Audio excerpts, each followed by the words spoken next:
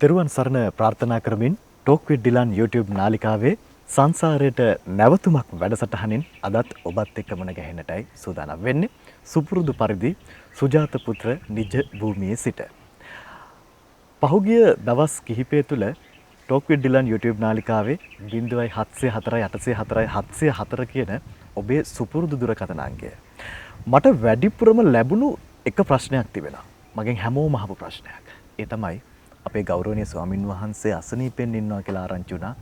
උන්වහන්සේට දැන් සුවයිද කියන කාරණාව. ඒ පිළිබඳව අපි අහන්න සූදානම්. එහෙමනම් ගෞරව නමස්කාර පූරකව පාදාභි වන්දනයෙන් යුතුව නම කියන්නට අවසර කිරුළපන ධම්මවිජය මගේ ගෞරවනීය ස්වාමින් වහන්සේව ටෝක් විත් ඩිලන් YouTube නාලිකාවේ සංසාරයට නැවතුමක් වැඩසටහන වෙනුවෙන් පිළිගනු ලබනවා.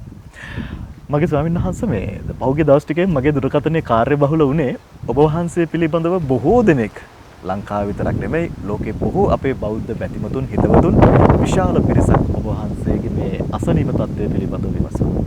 අපි මේ පිළිබඳව කතා කරොත් දැන් කොහොමද ඔබ වහන්සේගේ මේ ඒ අසනීප තත්ත්වය සුවද? හොඳයි හැම දිනෙකටම තිරුවන් සරණ ප්‍රාර්ථනා කරනවා. අතරම පුංචි සත්කමක් සිද්ධ කරන්නට වුණා හදිසියෙම. නමුත් ලොකු අපහසුතාවයකුත් නෙමෙයි ටිකක් තවමත් මෙහෙම තියෙනවා. ඒ උනාට කාලයත් එක්ක ඒවා හරියයි. එහෙම අපහසුතාවයක් නැහැ. ඉතින් කය වේදනා ඉඳලා හිටලා එනවා. දැන් බොහෝ දුරට සුවයි. නැවත ඔන්ලයින් අද තමයි සත්කමින් පස්සේ දවස් 15කට විතර පස්සේ මේ වැඩසටහන සම්බන්ධ වෙන්නේ. සති දෙකක විතර කාලයක් ඉක්මලා ගියා. ධර්මදේශනත් සිද්ධ කරා අතරතුර. වැඩසටහනුත් සිද්ධ කරා. දැන් ඉතින් සාමාන්‍යයෙන් එදිනෙදා වැඩ කටයුතු කරගන්න පුළුවන්. අපේ බලාපොරොත්තු වුණේ අපි හැමෝගෙම ප්‍රාර්ථනාව බවට පත් වුණේ ඔබ වහන්සේගේ ඊටාම ඉක්මනින් නිරෝගී සුවයට පත් වේවා කියන ප්‍රාර්ථනාව. ඒ සමගින් මේ අද ටෝක් විත් ඩිලන් YouTube නාලිකාවේ මම මුලින්ම මෙන්න මෙහෙම කාරණාවක් පිළිබඳව කතා බහ කරන්න සූදානම්. සමාජ මාධ්‍ය තුල එහෙමත් නැත්නම් සාමාන්‍ය සමාජය තුල වැඩිපුරට කතා බහට ලක්වෙන විශේෂ කාරණාවක් පිළිබඳව. අපි දකිනවා වර්තමාන තුල මේ ටෙලිනාට්‍ය කලාව තුල සමහරවිට සම්ප්‍රදායින් එහාට ගිහිල්ලා එහෙමත් නැත්නම් මේ වර්තමානයේ බිහිවන ටෙලිනාට්‍ය තුල විශේෂයෙන්ම හැම ටෙලිනාට්‍යයකම අපි දකිනවා ස්වාමින් වහන්සේ නමක් මේ ටෙලිනාට්‍ය ඇතුලේ ඉන්නවා. බොහෝ ටෙලිනාට්‍යවල. ඒත් එක්කම වර්තමානයේ වන විට එක්තරා ටෙලිනාට්‍යයක් කරහා මේ ස්වාමින් වහන්සේගේ ප්‍රතිරූපය සම්බන්ධව වෙනම නිර්මාණකරණයක්. එහෙම නැත්නම් ගොඩක් වෙලාවට කියනවා අහවල් ටෙලිනාට්‍යයේ ඉන්න හාමුදුරුවෝ වගේ අපේ ගමේ පන්සලේ හාමුදුරුවෝ තුනා නම් එනේ එහෙම කතා බහක් සිද්ධ වෙනවා. ඒ කියන්නේ මේ සමහරලාට ඒ කියන ටෙලිනාට්‍ය තුල ටිකක් හොයලා බලනකොට ඒ ස්වාමින් වහන්සේ ගමේ පන්සලේ මිනිස්සුන්ට කෑම පාර්සල් බෙදනවා, එහෙම නැත්නම් අවශ්‍ය කරන වියලි ආහාර ද්‍රව්‍ය බෙදනවා, ගමේ පන්සලේ බණ මඩුව ලබා දෙනවා මේ එක එක නැටුම් පුරුදු වෙන්න ඔය වගේ දේවල් වලට. ඇත්තටම මගේ ස්වාමින් වහන්සේ මේ ගමේ පන්සලේ ස්වාමින් වහන්සේ කෙනෙක්ගෙන් සිද්ධ විය යුත්තේ මේ කාරණාවද? මේ විදිහට මේ මිනිස්සුන්ගේ ජීවිත සුවපත් කරන්න එහෙම නැත්නම් ජීවිතේ නිකන් සතුටෙන් ඉන්න පුළුවන් පසුබිමක් හැදීමද ගමේ පන්සලේ හාමුදුරුවන්ගේ වගකීම වෙන්නේ. ඇත්තටම ඩිලන් අයියේ මේක බොහොම ලස්සන ප්‍රශ්නයක්. අපිට මේ පරාසය ඇතුලේ උත්තර දෙන්න එක්තරා ආකාරයකට ටිකක් අමාරුයි. මොකද ටෙලිනාට්‍ය නැරඹීම් දීර්ඝකාලීනව සිද්ධ කරන්නේ නැති නිසා අපේ අතින්. හැබැයි ඔය කියන මේ වර්තමාන එක්තරා ටෙලිනාට්‍යයක් විශේෂයෙන්ම ස්වාමීන් වහන්සේ නමකගේ ප්‍රතිරූපය කියන එක පිළිබඳව සමාජ සෝදනයක් කරනවා. මේක මට ආරංචි වුණාට පස්සේ මේ ස්වාමීන් වහන්සේගේ චරිතය රංගපාන නළුව එයාගේ ස්ක්‍රිප්ට් එකනේ රංගපාන්නේ. ඒ ස්ක්‍රිප්ට් එක ලියවිලා තියෙන්නේ ඇත්තටම මේ ස්වාමීන් වහන්සේලාගේ පැත්තින් නම් නෙමෙයි. මිනිස්සෙක් ගිහි මිනිස්සෙක් තමන්ගේ අවශ්‍යතාවය වෙනුවෙන් හාමුදුරුව කෙනෙක්ව යොදා ගන්න මානසිකත්වය දාලා. පැහැදිලිද මම කියන්නේ? ගිහි කෙනෙක් හාමුදුරුවෝ කෙනෙක්ගෙන් බලාපොරොත්තු වෙන තමන්ගේ අවශ්‍යතාවය යොදලා ඒ අවශ්‍යතාවය සපුරන රූකඩයක් බවට හාමුදුරුවෝපත් කිරීම තමයි ඔය කියන ටෙලිනාට්‍ය තුළ සිද්ධ වෙලා තියෙන්නේ. මොකද මම මේකේ මේ හාමුදුරුවෝ රංගපාන විශේෂ තැන් අරගෙන කොටස් වශයෙන් බැලුවා සමහරක් තැන්. මේවා ඉතින් අපි කතා කරන්න ඕනේ. මොකද මේවා ප්‍රසිද්ධ නාලිකාවල් වලින් එළියට යනකොට ඒ සමාජ සෝදනයක් සිද්ධ වෙනවනේ. අන්න ඒකයි පින්වතුනි ඔබේ දරුවට ওই නාට්‍යයම පෙන්වන එකෙන් නවත්තන්න. මොකද මේ නාට්‍ය වලින් ලෝකෙට පෙන්වන්නේ ගිහි මිනිස්සුන්ගේ සංකල්පනේ. ඔන්න ධම්මවිජය ස්වාමීන් වහන්සේ නාට්‍යයක් ලියලා දැම්මොත් ඒක බලන්න. ඇයි ධම්මවිජය ස්වාමීන් වහන්සේ කවදා හරි දවසක නාට්‍යයක් ලියලා එළියට දැම්මම කියන්නේ මම නාට්‍ය ලියලා දානවා කියලා නෙමෙයි. දාන්නේ මිනිස්සුන්ගේ සංකල්ප එළියට දෙන්න නෙමෙයි. භාග්‍යවතුන් වහන්සේගේ සංකල්ප එළියට දෙන්න. පැහැදිලිද මම මේ කියන එක? එතකොට දැන් මේක වෙලා තියෙන ඉදිරියන්නයි මේ ගිහි කෙනෙක්ගේ සංකල්ප වලට අනුරූපීව චරිතයක් නිර්මාණය කරනවා නේ කොහොමද? අපි හිතමු පන්සලට දැන් ඕකේ එක සිද්ධියක් මම දැක්ක පින් කැටයට වැටෙන සල්ලි මිනිස්සුන්ට බෙදෙනවා. ඒකට ඒකයි කතා බහ ඇති වෙන්නේ මම මේ සිද්ධිය වෙනම ක්‍රොප් කරලා අරගෙන බැලුවා. මේ අපිට මොකටද සල්ලි? මේ පින් කැටේට සල්ලි වඩන මිනිහෙක්ගේ බඩ නිවුනහම බුදුහාමුදුරුව තරහ වෙනවද? ඊට පස්සේ තව එක දායකයෙක් කියනවා මට මතකයි මේ හාමුදුරුවනේ වුණාට මේවා පූජා කරන්නේ පන්සලේ අභිවෘද්ධියටනේ. පන්සල් ගොඩ නැගුණාම බුදුදහම ගොඩ නැගෙනවද? දැන් මේක සාමාන්‍ය මිනිස්සයාට අර මේ ටිකක් ෆීල් වෙනවා වැඩි. දැන් අපි ගාවට ආවොත් අපි කවදාවත් පින් කැටයක තියෙන සල්ලි මිනිස්සුන්ට දෙන්නේ නැහැ. මිනිස්සුන්ට තියා අපේ පරිභෝජනීය පිණිසවත් ගන්න. ඒව විහාරස්ථානයේ සංඝයා උදෙසා පූජා කරා නම් සංඝයාට. සංඝයාට සල්ලි පිළිගන්න කැපද කියලා ප්‍රශ්නයක් එන්න පුළුවන්. අපේ ආරණ්‍ය සේනාසනේ පින් කැට නැහැ. කැපකරුවෙක් අතින් ක්‍රමානුකූලව විනයානුකූලව යම් ලැබෙන යම් මුදලකින් වැඩ ගැනීමේ ක්‍රමවේදයක් ශාසනයේ තියෙනවා. එහෙමයි. එතකොට අපිට සංඝයාට අයිති නෑ සංඝයාට ලැබෙන දේවල් ගිහි අයට දෙන්න. පැහැදිලිද මම මේ කියන එක? ඒ කාරණාව ටිකක් පැහැදිලි කරොත් මගේ ස්වාමීන් දැන් අපි හිතමුකෝ සංඝයාට ලැබෙනවා පුටු සෙට් එකක්. පුටු සෙට් එකක් ලැබෙනවා සංඝසතු කරලා පූජා කරනවා. ඉතින් ඒක ගරු භාණ්ඩ ගොඩට යනවා. අනේ ඉතින් පන්සලට මොකටද පුටු සෙටි? ඔන්න ඕක ඔබතුමාගේ ගෙදර අරන් යන්නේ කියලා අපිට බෑ ඔබතුමාට දෙන්න. මට ඕනේ නැති වෙන්න පුළුවන්. හැබැයි ශාසනයට පූජා කරපු නිසා ඒක ශාසනය තුල තිබිය යුත්තක්. ශාසනය ප්‍රාග්ධනයක් බවට පත් වෙනවා භෞතිකව. දැන් අර ටෙලිනාට්‍යයේදී පෙන්වන චරිතේ ඒ පුටු සෙටිය දඩස් කාලා දීලා එන එක. මෙන්න මේ සමාජ සෝදේ ඊට පස්සේ පන්සලේ බණවඩුව ගැන කතාවක්. අයියත් ඒ කතාව කිව්වා. හැම මාසෙම පොයට එකයිනේ ගන්නෙ. අනිත් දවස්වල ඕන එකක් කරගත්තාම මොකෝ. එහෙම බෑ. පන්සලේ බණමඩුව ධර්මශාලාව කියන්නේ ගෞරවනීයයි. ඒකේ මිනිස්සු හදලා පූජා කරලා තියෙන බණ කියවන්න මිසක් නැටුම් නටන්න නෙමෙයි. පැහැදිලිද? එහෙමයි. ඒතර ඒක පූජා කරව මිනිස්සයා සංඝසතු කරලා පූජා කරා නම් ඒ බිත්තියක ගිහියෙක් ගෑවෙන වාරයක් පාසා ඒ ගිහියට අකුසල්. අඩුම ඒ සින්දු කියම් ගැන ඉතින් කතා කරන්න දෙයක් නැහැ නේ. ඇතුළට ගිහිල්ලා අඩිය තියෙනකොට පරිස්සම් වෙන්න ඕන. ඒ වගේ බණමඩුවක් ගිහි අය නිකන් වහලා තිබ්බත් මාසකට සැරයක් නෙමෙයි වහලා තිබ්බත් ගිහි අයගේ පරිභෝජනීය පිණිස නැටුම් ගයින් වලට දෙන්න ඕනේ. ඒව සංඝයාගේ සතු දේවල්. ඊළඟට තව මම දැක්ක ඕක ඉතාලම නරක අදහසක් එළියට එනවා මේ තැන් තැන් වල බුදු පිළිම හදලා එහෙම පුළුවන් ද මහත්තයෝ බුදුදහම ගොඩ ගන්න. බුදුදහම කියන්නේ තැන තැන බුදු පිළිම හැදෙන එක නෙමෙයි නෑ. බුද්ධ දර්ශනීය කියන එක වෙනයි. හැබැයි බුදු දහම කියන මේ ආගමිකයන්ගේ පිබදීම තුළ මිනිසුන්ගේ සංස්කෘතියත් එක්ක බද්ධ වෙච්ච පිළිමය වන්දනා කිරීම කියන එක ලෝකේ තියෙනවා. ඒක නේද බුදුරජාණන් වහන්සේ තමන් නැති වෙලාවේ වන්දනා කරන්න ආනන්ද බෝධිය කියලා එකක් හැදුවේ. එහෙනම් භාග්‍යතුන් වහන්සේට තිබ්බනේ අනේ ওই මොන බෝධිද? යනවා මංගී ප්‍රතිපදාව පුරනවා කියලා යවන්නේ. ඇයි එහෙම නොකලේ? ආනන්ද බෝධිය කියන එක හැදුවේ බෝධිය වැඳීමේ දැන් බෝධිය හිටෝන එකට මම මේක කතා කරපු නිසා කියන්නම්. මේ වෘක්ෂයක් හිටවුවාම ගහට මේ සමාජයට හරි ලොකු ප්‍රතිඵලයක් තියෙනවනේ. එහෙම නෑ. අපි බෝධියක් හිටවන්නේ සමාජයට ප්‍රතිඵලයක් තියෙන්න නෙමෙයි. බෝධිය හිටවන්නේ භාග්‍යතුන් වහන්සේගේ සම්මා සම්බුද්ධත්වය සිහිකරන. අන්න ඒ වගේ අර්ථ විකෘතියක් යනවා. ඉතින් මට පිංගුතුල්ලට කියන්න තියෙන්නේ ඔය රඟපාන්නේ නළුව. ඒගොල්ලෝ ඇවිල්ලා දැන් ওই මිනිස්සු නිකන් හාමුදුරුවන්ට සල්ලි ඕන්නේ කියන කතාව කියලා සල්ලිනේ අරයි යන්නේ. ඉතින් එයාට සල්ලි වෙනුවෙන් ඔය ස්ක්‍රිප්ට් එක වෙනස් කරලා ලියපු. එයා එකක් කියනවා. ඒගොල්ලේ අවශ්‍යතාවය ඒගොල්ලන්ගේ සල්ලි වලට කරලා ඒකෙන් බලාපොරොත්තු වෙන ස්වාමීන් වහන්සේගේ චරිතය පැහැගීමක් නම් ඉතින් ඇත්තටම ඔබේ දරුවන්ට වෙන්නේ නාට්‍ය පෙන්වන්න එපා. එකෙන් වෙන්නේ ඔබේ දරුවා අර විකෘති අදහස් දරන විකෘති මානසිකත්වයෙන් පෙළෙන කෙනෙක් බවට දැන් ඩිලාන් අයියේ මට ඊයේ පෙරේද ආරංචි මේ ගම්වල තමුත්තේ ගම අවුරුදු 13ක හරි 14ක දරුවෙක්ව සමූහ වශයෙන් දූෂණය කරනවා. ඒකට මේ පන්සලේ හාමුදුරුවෝ කරන්න ඕනි තැන තැන වියලි මලු බෙද බෙද යන එක නෙමෙයි. දැන් කොයි හරි තියෙනොත් සාරිපුත්ත මහ රහතන් වහන්සේ මේ තුන්බිය කාලේ හැම ගෙදරකටම වියලි මලු බෙද බෙද ගියා කියලා. එහෙම එකක් කොහිවත් නැහැ නේ. මම කියන්නේ පා නෙමෙයි. සාදු සාදු. හොඳයි. වියලි ආහාර බෙදන හාමුදුරුවන්ට සාදු කියලා භාවනා කරන හාමුදුරුවන්ට බයින්න මිනිස්සුන්ට බෑ. ඒ ස්වාමීන් වහන්සේ තමයි බුදුදහම කරන්නේ. ශාසන කෘත්‍ය, සමන කෘත්‍ය කරන්නේ. වියලි මලු බෙදන එක නෙමෙයි ශ්‍රමණ කෘත්‍ය.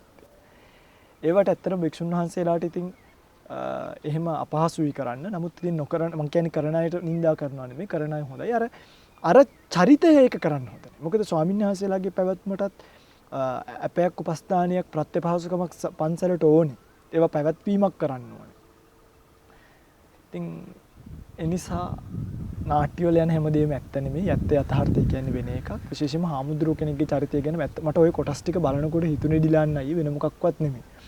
ස්වාමින් වහන්සේ නමක් කියන්නේ කවුද කියලා ස්වාමින් වහන්සේ නමක්ව දන්න. මිසක් ගිහි කෙනෙක්ට කවදාවත් ඒ පරාසය අත දාන්න බෑ. ඕක බලනකොට මට හිතුනේ ඒක.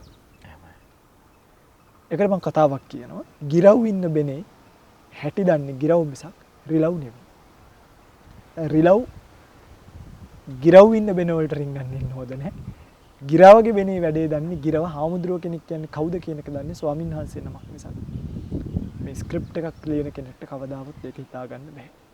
ඒ නිසා ඒවා මතක තියාගන්න. මේ වගේ යම්කිසි ඇත්තටම යටි කූට්ටු අදහස් මම දකින්නේ නැහැ. නමුත් ඒ ස්වාමීන් වහන්සේලා විසින් කතා කර ස්වාමීන් වහන්සේලා යයි රඟ දක්වන නළුව විසින් කතා කරන කිසිම වචනයක් මම බැලුව කොටස් කීපයේම ඒ ස්වාමීන් වහන්සේ කතා කරන ස්වාමීන් වහන්සේ විදියට රඟපාන නළුව කතා කරන කිසිම තැනක හාමුදුරු කෙනෙක් කියන නාමයක්වත් නැහැ.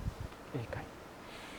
බොහොම මේ කාලීන තේමාවක් පිළිබඳව අපි මේ මුලින්ම ප්‍රශ්න යොමු කරේ. මොකද හේතුව අපේ සමාජයේ යම් තැන්වල අපි නොහිතා එහෙම නැත්නම් අපි නොදැනුවත්වම යම් මතවාද ඉදිරිපත් වීම තුළ අපේ ගෞරවනීය විහාරස්ථානයේ සිටින ස්වාමින් වහන්සේට ඒයින් කැලලක් සිද්ධ වෙනවා නම් එහෙම නැත්නම් උන්වහන්සේලාගේ මේ කරන්නා වූ ශාසනික මෙහෙවර යම් කෙනෙක් හැල්ලුවට ලක් කරනවා නම් අපි ඒ වෙනුවෙන් පෙනී සිටින්නට ඕනේ. මොකද ස්ක්‍රිප්ට් එකේ නැත්නම් මේ පිටපතක තිබෙන වචන වලින් ඒ චරිතයක් නිර්මාණය කරලා එහි යම්කිසි බලපෑමක් සමාජයට එනවා නම් ඒ වෙනුවෙන් ඔබත් කතා කරන්න ඕනේ කියන තැන ටොක් විත් ඩිලන් YouTube නාලිකාවේ සංසාරයට නැවතුමක් වැඩසටහන තුළ ඔබ වෙනුවෙන් මම පෙනී සිටිනවා. අද වැඩසටහන ඔබට සමීප කරනකොට මේ වැඩසටහන වෙනුවෙන් පින්බර දායකත්වය ලබාගෙන තිබෙනවා. ඒ පිළිබඳව මතක් කරන්නට ඕනේ. මෙන්න මේ විදිහට තමයි ඔවුන්ගේ අරමුණ වී තිබෙන්නේ. ධර්ම සාකච්ඡාව සිදු කරන්නා වූ ගෞරවනීය නම කියන්නට අවසර කිරුළපන ධම්මවිජය ස්වාමින් වහන්සේටත් ඒ වගේම ධර්මයේ කියා දෙන පින්වත් කල්යාණ මිත්‍රයන් වහන්සේලාට ඒ වගේම කලන මිතුරු සැමට ධර්ම දේශනාවේ දායකත්වය දරූ මහේෂ් කන්නංගර මහත්මයාගේ බලාපොරොත්තු බවට පත් වෙන්නේ එම මැතිනියගේ සහ එම මැතිනියගේ සුජීවත්ව සිටින පින්වත් දෙමව්පියන්ට සහෝදර සහෝදරියන්ට ඔවුන්ගේ දූදරු පිරිසට මෙම දේශනාව ශ්‍රවණය කරන සියලු ලෝවාසී සියලු දෙනාටම ගෞතම බුදු සසුන තුල ශාසනත රැකවරණය පිණිසම මේ පින් හේතු වාසනා වේවා කියලා තමයි ප්‍රාර්ථනා කරලා තියෙන්නේ. ඉතින් මහේෂ් කන්නංගර මහත්මයා තමයි අද මේ වැඩසටහන වෙනුවෙන් බැතිබර දායකත්වයේ ලබාගෙන තිබෙන්නේ. ඉතින් ඔවුන්ගේ මේ පුණ්‍යානුමෝදනාව සියලුම මිය පරලෝකීය නෑදෑ හිතවතුන්ටත් මේ පින් අනුමෝදන් වේවා කියලා ප්‍රාර්ථනා කරනකොට මේ වසංගතයට ගොදුරු වී සිටින ලක්වාසී ලෝකවාසී සියලු දෙනා ඉන් අත්මි දෙන්නටත් මේ කාරණාවෙන් වාසනාව හේතු වාසනාව වේවා කියලා ප්‍රාර්ථනා කරලා තිබෙනවා. එhmenan මගේ ස්වාමීන් වහන්සේ ඉන්න අනතුරුව මම යන්න සූදානම් වෙන්නේ මේ සරල ගැටලුවක් සම්බන්ධව මේ බොහෝ වෙලාවට දැන් මේ බුද්ධ පූජාව පවත්වලා බුද්ධ පූජාව අස් කරනවානේ අපි. ඒ අස් කරනකොට මේ ඉවත් කරන ආහාර මේ දානමය ආහාර කුරුල්ලන්ට එහෙම නැත්නම් සත්තුන් කෑවට කමක් නැද්ද? මෙන්න මෙහෙම ප්‍රශ්නයක් මට කීප දෙනෙක්ම මගෙන් ඇහුවා. ඔබ වහන්සේගෙන් විමසන්න කියලා. ඇත්තටම දිරන්නේ ඒක මෙහෙමයි. ඒක ඇවිල්ලා කමක් නැහැ. කෙටියෙන්ම කියනවා නම් මිනිස්සු හිතන් ඉන්නෝනේ බුදුරණන් වහන්සේට දීපු කාය සතෙක් කෑවොත් ප්‍රශ්නයක් කියලා එහෙම එකක් නැහැ. ඕකේ අර තියෙනවා මේ සූත්‍ර දෙක තුනක භාග්‍යතුන් වහන්සේට දුන්න දානික ආපහු විසික් කරන්න කියනකොට අර චිත්තායති චිටිචිතායති සන්දුපායති සම්පදූපායති කියලා මේ වෙන තැනකට සත්තු නැති තැනකට දාන්න කියනවා. එහෙම ඒ දාන්න කියන හේතුවක් අර්ථ කතාව දක්වනවා. මගේ මතකේ තියෙන විදිහට අර්ථ කතාව ඒකට දක්වන්නේ මේ දෙවිවරු විසින් දිව්‍ය ඕජස් ඒ වෙනකොට ඒ ආහාරයකට දාලා තියෙනවා. භාග්‍යතුන් වහන්සේ. ඒ දිවිවරුන්ගේ ඕජස් දිරව ගන්න සාමාන්‍ය සත්වයකට බෑ. එහෙමයි. ඒ නිසා භාග්‍යතුන් වහන්සේ කියන සාමාන්‍ය සත්තුත් නොඉන්න තැනකට දාන්න. ඒ මතකේ හරියට. එහෙම කතාවක් තමයි අර්ථ කතාවේ තියෙන්නේ. කෙසේ නමුත් ඒක ගැන තවදුරටත් බලන්න ඕනේ. කොහොම නමුත් මේක ප්‍රශ්නයක් නෙවෙයි. හැබැයි ඒකේ ක්‍රමවේදය මතක. අපි භාග්‍යතුන් වහන්සේට පූජා කරන වෙලාවේ අපේ හිතේ තිබ්බොත් මේ ටික ඕමම සතෙකුට දාන්න පුළුවන් නේ කියලා. එතකොට ඒක භාග්‍යතුන් වහන්සේට පූජා වුණාම නෙමෙයි. අපි භාග්‍යතුන් වහන්සේට පූජා කරන එක පූජා කළ අතහරින්න. පස්ව අපි අස් කරනකොට දස් කරනවනේ. අස් කරනකොට හදිසිය අපි හිතමුකෝ භාග්‍යතුන් වහන්සේ වළඳලා ඉතුරු වුණා කියලා. ඒක සතෙකුට දැම්මට කමක් නැත්තේ නැද්ද? ඉතින් ඒක සරල තියරි එකක්. හැබැයි අර පූජාව තියෙන වෙලාවට මේක පස්සෙත් සතෙකුට දාන්න පුළුවන් නේ කියන වගේ කියන්නේ ජීවමාන සංඥාවෙන් භාග්‍යතුන් වහන්සේට පූජා කරලා අතාරින්න. ඊට පස්සේ අස් කරන වෙලාවට අස් කරන පාත්‍රය අරගෙන කොයි දැම්මත් කමක් නැහැ. ඒක කවුරු විසික් කරත් කමක් නැහැ. ඔය ඉස්සර සංඝයා මට මතකයි එක්තරා බිසවක් සංඝයාගේ ඉතිරි වළඳන්න ආසෙ හිතෙනවා දරුවා බඩේ ඉඳි. සංඝයාකට අවස්ථාව දෙනවනේ. එහෙමයි. සංඝයා වහන්සේලා බොහෝ ගණනක් ඉන්නකොට. ඒකේ කෙලවර ඉඳ ගන්නවා. පිරිස කෙලවර බිමකින් ඉඳගෙන පහත ආසනයකින් ඉඳගෙන සංඝයාගේ ඉඳුල් වැළඳුවා කියනවා. ඉතින් එහෙම පුළුවන් ඇත්තට. මෙහෙම කිසි ගැටලුවක් නෑ. ඒක අර හිතත් එක්ක බැඳිච්ච කාරණාවක් නිසා මිසක් එහෙම එපා කියන නම් ඉතින් ශාසනයක් නැහැ. මොකද අයින් කරන කෑම එකක් සතෙකුට දෙන්න එපා කියලා බුදුරජාණන් වහන්සේ කවදාවත් කියන්නේ නැති නිසා. දැන් මේ ඊළඟට මම අහන්න සූදානම් වෙන ප්‍රශ්නයත් මේ හා සම්බන්ධම කාරණාවක්. මේ බොහෝ වෙලාවට මේ විදේශ රටවල වෙන මේ මතය සම්බන්ධයෙන් කීප දෙනෙක් මගෙන් ඇහැව්වා. බුද්ධ පූජාව පැවැත්වීම කියන කාරණාව. මේ බුද්ධ පූජාව අපිට ඕන වෙලාවක තියන්න පුළුවන්ද? එහෙම නැත්නම් මේක අපි සාමාන්‍යයෙන් උදෑසන හීල් දානේ විදිහට, එහෙම නැත්නම් දවල් දානේ විදිහට, හවස ගිලන්පස විදිහට අපි මේ බුද්ධ පූජාවන් පවත්වනවා.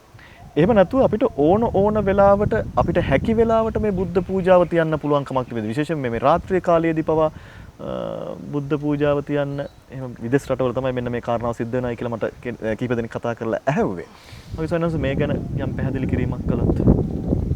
ඔව් මෙහෙම කියලා නෑ. අතන මෙහෙම බුද්ධ පූජාව තියන්නේ ස්පෙસિෆික් ටයිම් එකක් ලෝකෙ නෑ. එහෙමයි. 6ට තියන්න ඕනේ 7ට තියන්න ඕනේ. හැබැයි අපි දැනගන්න ඕනේ අර අයියා කියපු දෙවෙනි කතාව නම් වටිනවා. ඒ කියන්නේ අපි උදේවරුේ බත් පූජා කරලා දානේ 3ට විතරත් බත් දානේ පූජා කරන්න යන්න හොඳ නැහැ. මොකද ඒ වෙලාවට බුද්ධ ආදී උතුමන් වහන්සේලා වළඳන්නේ කැපසරුප් දේවල් විතරයි. එහෙමයි.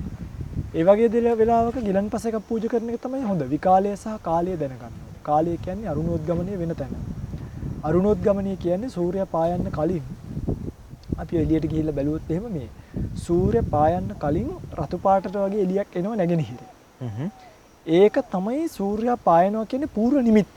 හොඳට බලන්න සූර්යයා පායන්න කලින් රතු පාට එළියක් එනවා. ඒ රතු පාට එළිය එනකොට මෙහෙම කළා කළුවරට ගිහිල්ලා අල්ල බැලුවොත් අල්ලේ රේඛා පේනවා. ලයිට් වලට නෙමෙයි හඳට නෙමෙයි අරුණෝද්ගමනින් පේනවා. එහෙමයි. ඉර පායන්නත් කලින් කොස්කොලේ නැට්ට දිහා බැලුවොත් කොස්කොලේ නැට්ට පේනවා. ඒ පරණ කියන්නේ කොස්කොලේ නැට්ට පේන වෙලාවට කටින සිවුරු පූජා කරන්න ඕනේ කියන්නේ.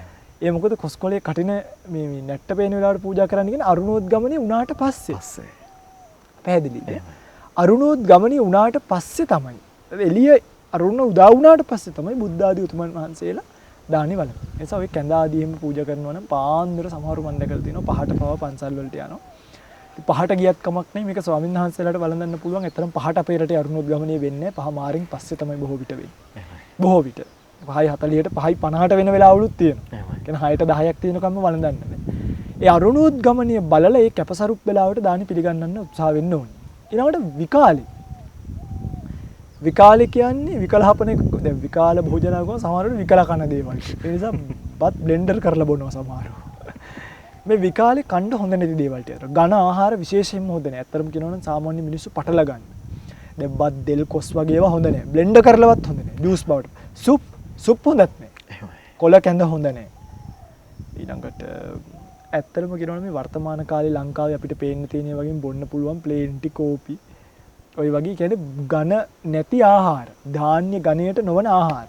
තව එකක් තියෙනවා මේ ලිපේ පිසලා බෑ. දැන් අපි හිතමුකෝ සියඹලා කියලා. අර සියඹලා ලිපේ පිස් අර රසම් කියලා ඉන්නේ. රසම් මේම හවසට සායනන්සලට කැප නැහැ සියඹලා තියෙනකොට. හේතුව ඒක තැම්බෙනවනේ. එහෙමයි. ඒ තැම්බුණාට පස්සේ ඉතින් ගින්නේ පිසලා ගන්න බෑ. රසම් වල. එහෙමයි. හේතුව සියඹලා තියෙන නිසා. නැත්තම් ප්‍රශ්නයක් නෑ අනිත් ඒවා නම් බෙහෙත් ද්‍රව්‍ය ගන්නට යනවා. ඊළඟට පළතුරු පුළුවන් හවස් වරුවේ. මොනවද සාමාන්‍යයෙන් නිකන් දල වශයෙන් ගත්තම අඹ, අලිපේර, අන්නාසි බෑ. මොකද ඒවා මහපල ලොකුයිනේ. අඩුම මේ පළ වශයෙන් ගත්තාම බෙලි ගෙඩියට වඩා පොඩි ගෙඩි. කියන්නේ බෙලි වලට වඩා පොඩි ಜಾති. ඒතර අපි හිතමුකෝ ලොකු බෙලි ගෙඩියක් තියෙනවා ඊට වඩා පොඩි කොමඩු ගෙඩියක් තියෙනවා. දැන් කැපද? නැහැ. කියන කොමඩු කියන එක මහත්ඵලයි. මහත්ඵල නෙවෙයි මහඵලයක්. අන්නාසි මහඵල, කොමඩු මහඵල, ගස්ඩබු මහඵල මේවා අපිට හවසට වළඳන්න කැප නැහැ. හැබැයි කෙසෙල් බ්ලෙන්ඩ් කරලා උන්නම් වළඳන්න පුළුවන්. අඹ ඔකට කියන අෂ්ටපාන කියලා. ජම්බු. මිදි වියලි මිදි ඊට පස්සේ අපි ගත්තාම පොඩි පොඩි ඒවා දෙලුම් සාමාන්‍යයෙන් ටික ලොකු පොඩිද කියලා හොයාගන්න බැරි ඒවා අතර තියෙන අලිපේර දියුල් පුළුවන් ඒවා බ්ලෙන්ඩ් කරලා නැත්තම් අපි හිතන්නේ අපි කියන්නේ දියර බවට පත් කරගෙන ජූස් එකක් බවට ගොට්ටකින් පෙරන්න. පැහැදිලිද? අරක බොන්න බෑ.